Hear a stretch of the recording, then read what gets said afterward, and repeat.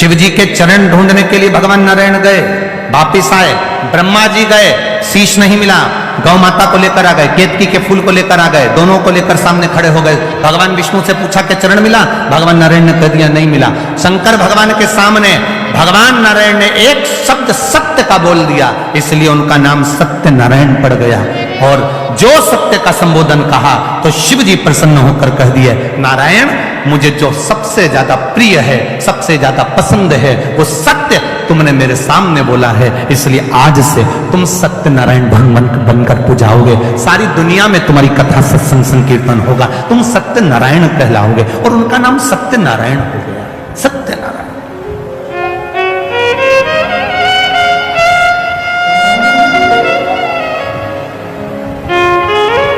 ब्रह्मा जी से पूछा, ब्रह्मा जी से कहा कि ब्रह्मदेव अब आप ये बताइए कि आपको शीश मिला है, आपको क्या भगवान शंकर का सिर मिला? ब्रह्मा जी ने कहा हाँ मिला। ना मानो तो गौ माता से पूछ लो, गाय से कहा शीश मिला है? गौ माता ने एक रोटी के लिए झूठ बोल दिया, झूठ बोला। शंकर भगवान ने श्राप दे दिया कि तेरा पूरा शरीर पूजाएगा पर तेरा मुख अपूज्य रहेगा।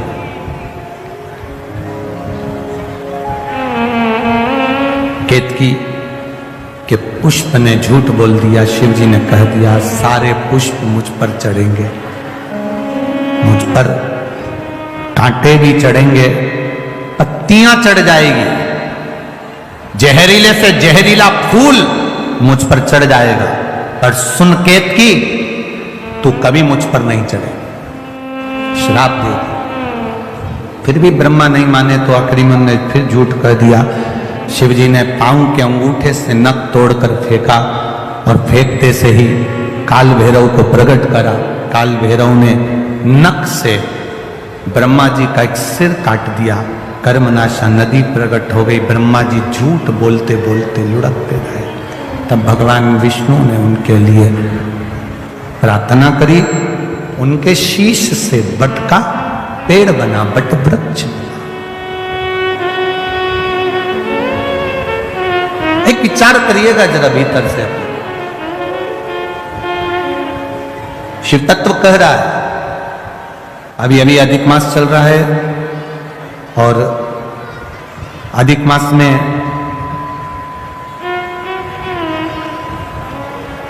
प्रयास करिएगा कि जितना बन सके अपनी जिंदगी में उतना शिव तत्व को प्राप्त करने का प्रयास करिए। एक जुआरी जरा सा फूल पत्ती भगवान पर फेंक देता है और वो राज सिंहासन पर जाकर बैठ जाता है। तो ये जो सावन का महीने में जो अधिक मास आता है, ये कोई साधारण नहीं है महाराज। सावन के महीने में जो अधिक मास आता है, ये कोई साधारण नहीं।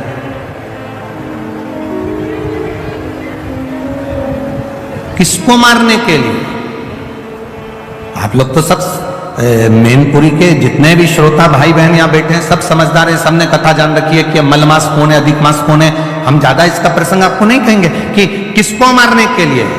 केवल हिरण्यकशिपु का संहार करने के लिए नरसिंह अवतार भगवान ने लिया था। वो नरसिंह अवतार लेने के लिए हिरण्यकशिपु ने वर मांगा था, ना नीचे मरू, ना ऊपर मरू, ना अंदर मरू, ना बाहर मरू, ना अस्त्र से मरू, ना शस्त्र से मरू, ना दिन में मरू, ना रात में मरू, ना नर से मरू, ना परशु से मरू, और ना ही मैं 12 महीने में मरू। भगवान ने तथास्तु कह दिया था। और एक अधिक कर कर मेरे भगवान ने एक अधिक कर कर मलमास को प्रकट करा, अधिक मास को प्रकट करा, और अधिक मास को प्रकट कर कर उसको उस अधिक मास में नरसिंह भगवान प्रकट होकर हिरण्यकशिपु का संहार करे। अब समझने वाली बात देखिए शिव महापुराण की, सावन में जो अधिक मास पड़ता है उसका प्रभाव क्या होता, अब समझिएगा जरा। अब जो मलमास है,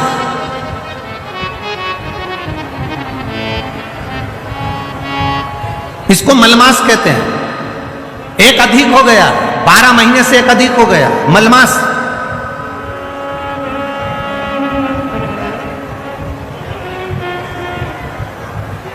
तनख्वाह से ज्यादा मिल रहा है,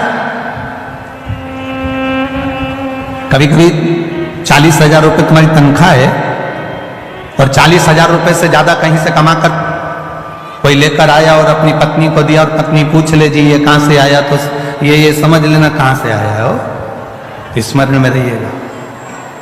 12 महीने से ज्यादा हो गया, मलमास है। कोई भी देवी देवता इसको स्वीकार नहीं कर रहा था। एक भी देवता ने मलमास को सम्मान नहीं दिया।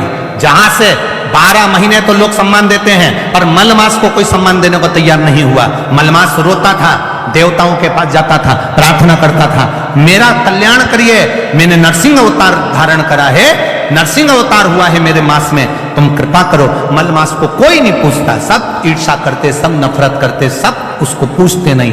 तब आखिरी में देव ऋषि नारद ने कह दिया तुम एक काम करो, जैसे ही श्रावण का महीना आए, सावन के महीने में मलमास तुम शंकर की आराधना में लग जाना। क्या होगा उससे?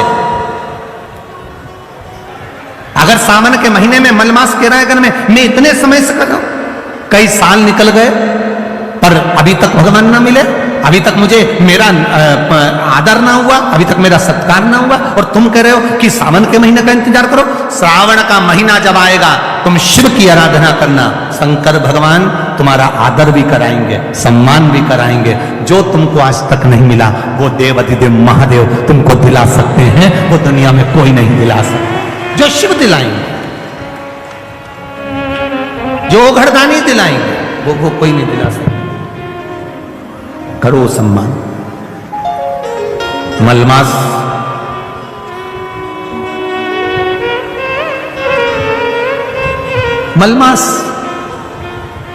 रो रहा है। सावन का महीना, आपको पहले भी कथा में कहा था, सारी समस्या का हल, जम के बोलो, जरा जम के बोलो, एक लोटा जल। पर सावन के महीने में, अरे जम के तो बोलो, 2 लोटा जल। अब तुमसे कोई पूछे कि ये लोगों को तो बुद्धि ना जाने दुनिया के लोगों की कहाँ चली गई, हमें तो स्मरण में नहीं आता। दुनिया के लोग जो ये कावड़ लेकर जाते हैं तो कावड़ वाले पर लोग कमेंट्स करते हैं कि कावड़ क्यों ले जा रहे हो, कौन ले जा रहे हो, क्या काम है, तुम ये कर लो, तुम वो कर लो, तुम ये करो, तुम वो करो, क्या रखा है कावड़ ले जाने में, क्या रखा है शिव जी पे जल चढ़ाने में। हम उनको कहना चाहेंगे, कभी एक बार मौका मिले तो स्कंद पुराण और स्कंद पुराण का काशी खंड,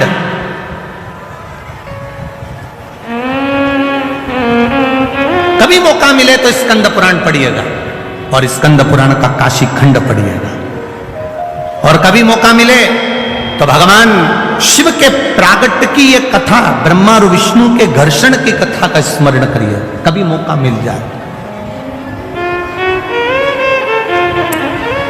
कितना सुंदर का मलमास, जिसको लोग छोड़ दिए, अब शब्द कह दिए, ताने देते हैं, आड़ा टेढ़ा बोलते हैं, वो मलमास सावन के महीने में 2 लोटा जल लेकर शिव जी की भक्ति में बैठ गया,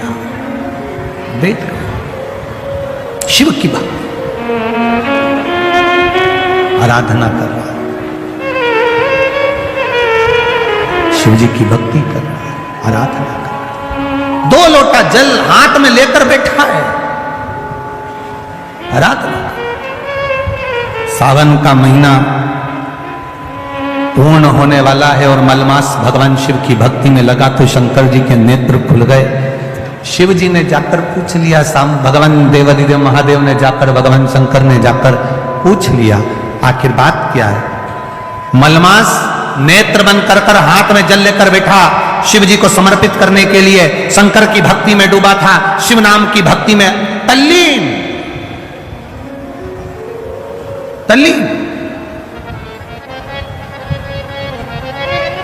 शंकर भगवान ने पूछा तो पार्वती जी कहती है मलमास है, आप इसको आशीर्वाद नहीं दे सकते, आप इसको वर नहीं दे सकते।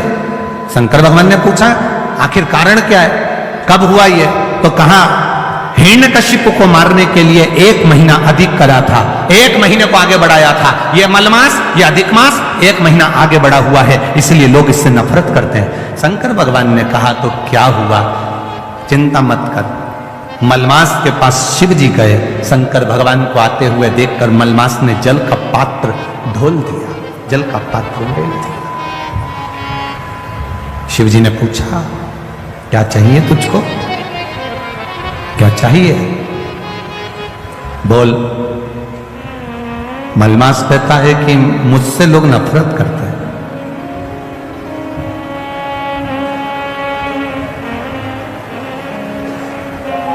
देखो, राहु भी शिव की आराधना करता है, चंद्र भी शिव की आराधना करता है।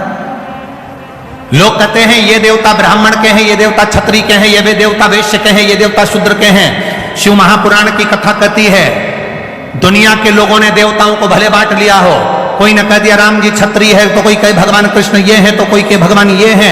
पर शिव महापुराण की कथा कहती है, शंकर की आराधना करने वाला ब्राह्मण हो, क्षत्रिय हो, वैश्य हो, शूद्र हो, भगवान शिव को यह मतलब नहीं है। शंकर जी तो ये जानते हैं कि उसके हृदय में भाव कितना है और मुझे इसकी झोली में देना कितना है। ये शिव तत्व जानता है, उससे मतलब नहीं है मेरे महादेव।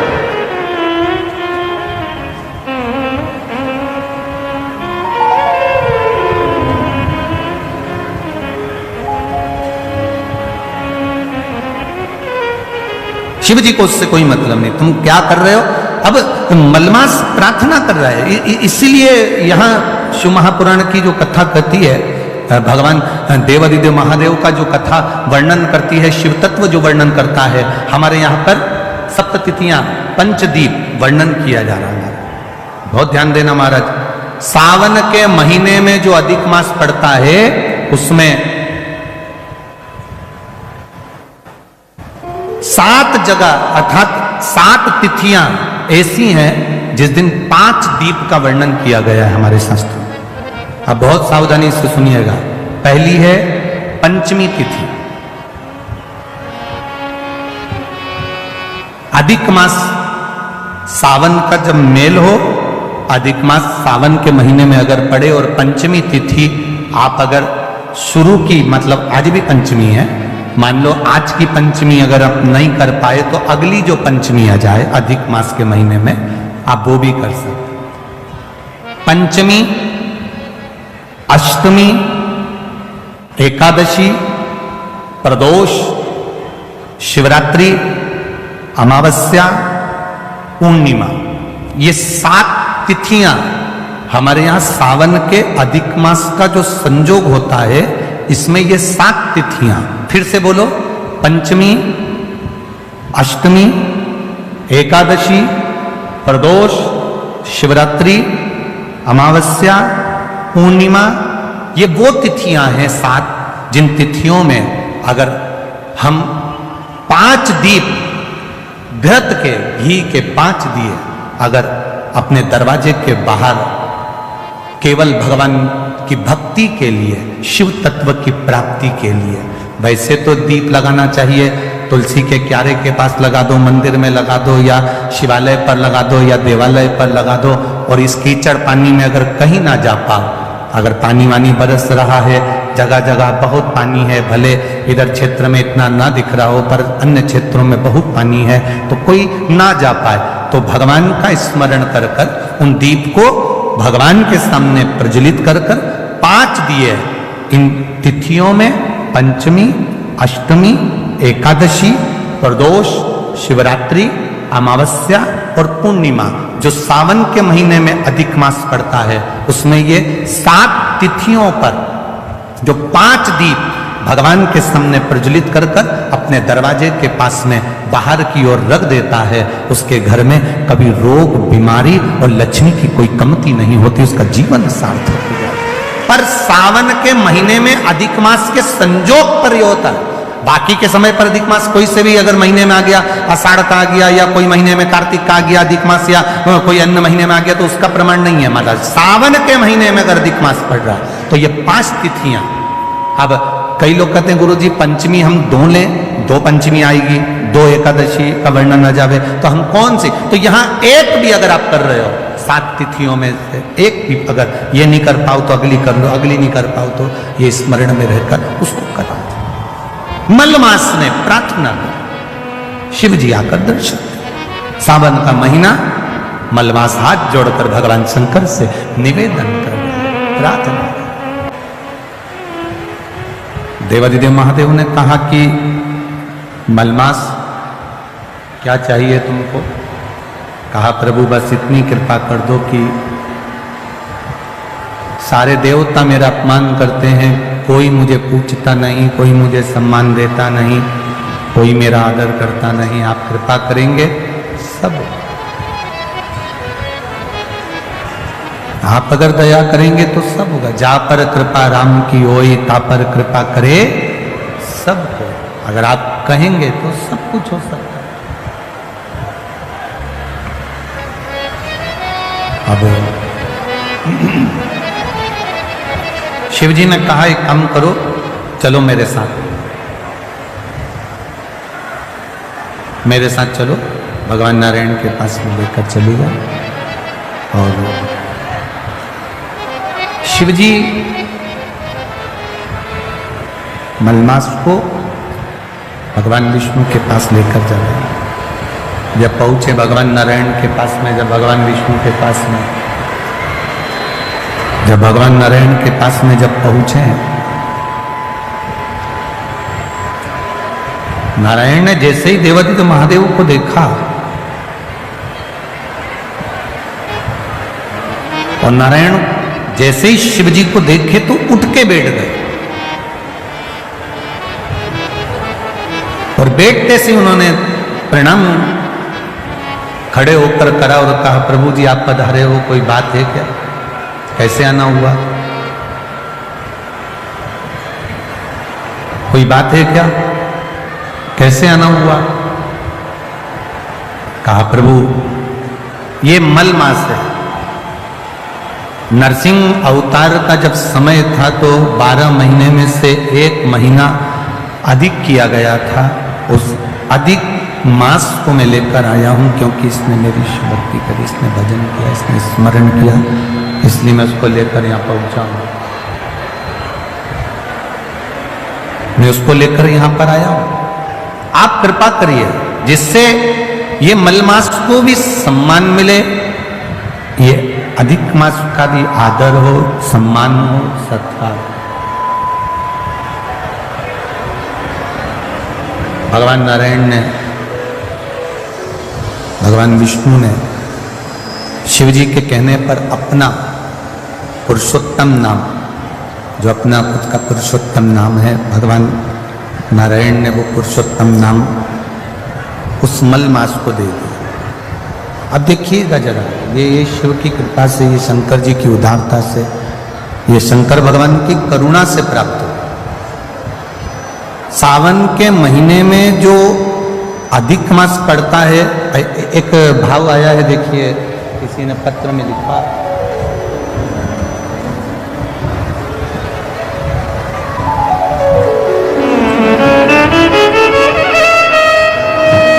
मैं रेशमा देवी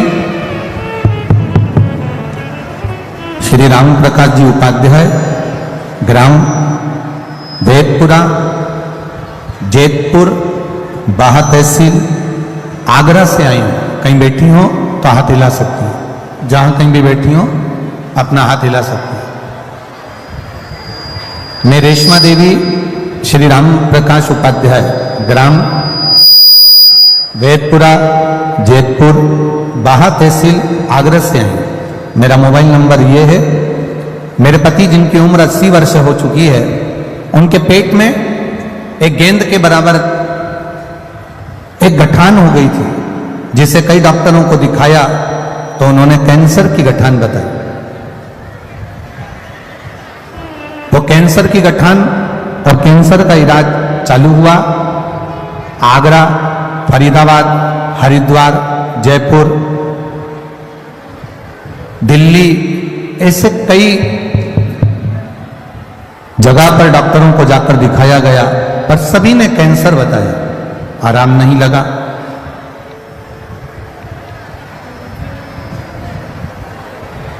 तब किसी के कहने पर शिव महापुराण की कथा सुनना प्रारंभ करा और बाबा पर 1 लोटा जल चढ़ाना प्रारंभ करा। गुरुदेव एक लोटे जल की महत्वता क्या है, बेलपत्री की महत्वता क्या है, मैं वर्णन करना चाहती हूं। मेरे पति की उम्र 80 साल है और कैंसर जैसी बीमारी से जूझ रहा है, और उसको एक बेलपत्र शिव जी की चढ़ी हुई और एक लोटा जल शंकर जी को चढ़ाया हुआ, उसमें से थोड़ा सा जल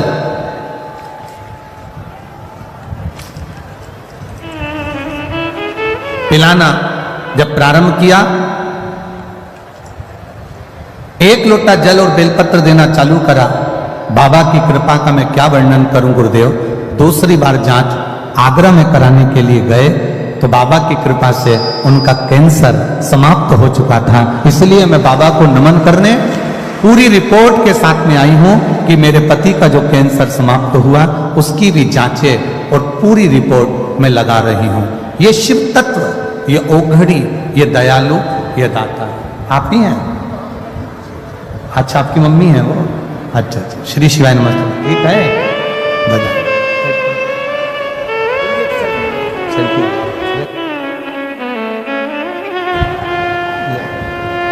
आप ही के पिताजी हैं? इन्हीं के पिताजी हैं, माताजी पीछे बैठी हैं तो आ नहीं सकती, इसलिए ये शिव तत्व। एक बार जोरदार ताली बजा। ओघड़ी है शिव,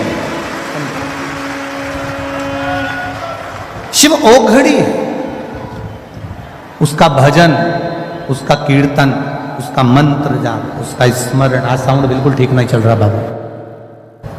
उसका मंत्र, उसका स्मरण, उसका कीर्तन, उसका नाम जाप हमारे जीवन की सुखता देता है।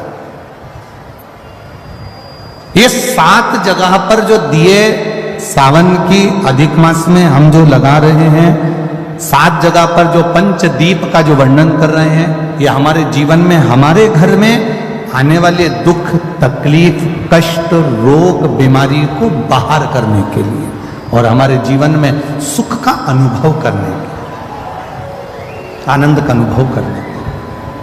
शिव कथा कहती है, भगवान शंकर का संवाद कहता है, शिव महापुराण की कथा वर्णन करती है। स्वयं शिव भगवान नारायण के कहने पर मलमास को भी वर प्रदान कर देते। स्वयं भगवान नारायण ने तो वर दिया, साथ में स्वयं देवाधिदेव महादेव ने भी वर दिया।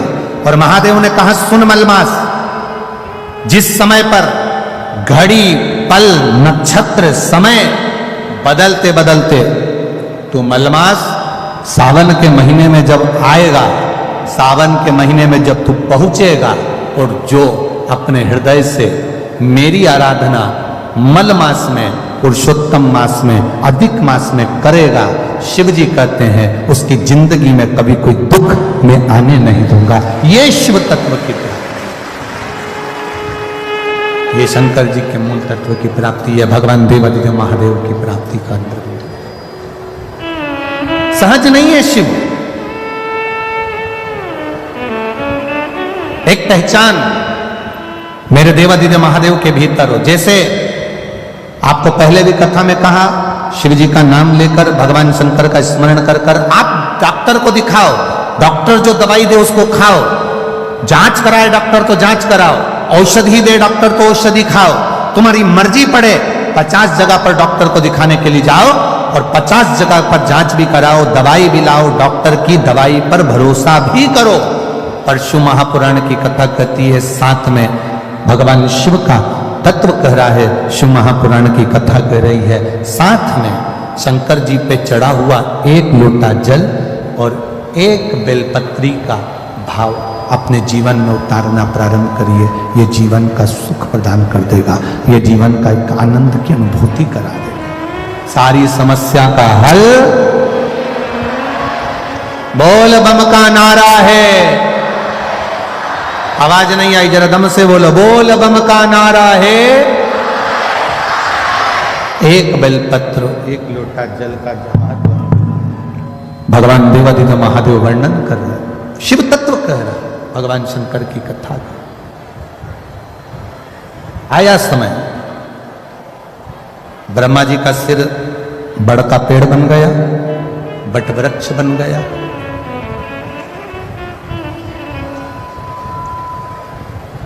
आराधना करी। भगवान ब्रह्मा जी से कहा अर्धनारीश्वर स्वरूप का दर्शन किया जाए। पहचानना शिव जी को कठिन है। एक बात बहुत ध्यान लगाकर सुनना, बैंक में एक मशीन होती है, बैंक के अंदर एक मशीन होती है जिस मशीन में नोट की अगर गिनती चलती है तो नकली नोट अपने आप बाहर हो जाता है। बोलो सही है? अरे बोलो तो जम के, सही है ना? हमारे सामने अगर नकली नोट आ जाए तो हम नहीं पहचान सकते, हमारे सम्मुख में अगर नकली नोट आ जाए तो हम नहीं जान सकते। पर बैंक में एक मशीन होती है, उस मशीन पर अगर नोट गिनती हो रही है और उस नोट में अगर नकली नोट आ जाता है तो वो मशीन उस नोट को बाहर कर देती है। नकली है इसलिए बाहर कर देती। जितने शंकर भगवान के उपासक होते हैं, जितने भगवान शिव की आराधना करने वाले होते हैं, शिव भक्ति में डूबने वाले होते हैं, शंकर का गुणगान करने वाले होते हैं, शंकर की भक्ति में डूबने वाले होते हैं, जैसे नोट की मशीन में से नकली नोट बाहर हो जाता है। शिव महापुराण की कथा कहती है शंकर का गुणगान करने वाला जब रोज रोज शिव के मंदिर में जाता है तो उसके जीवन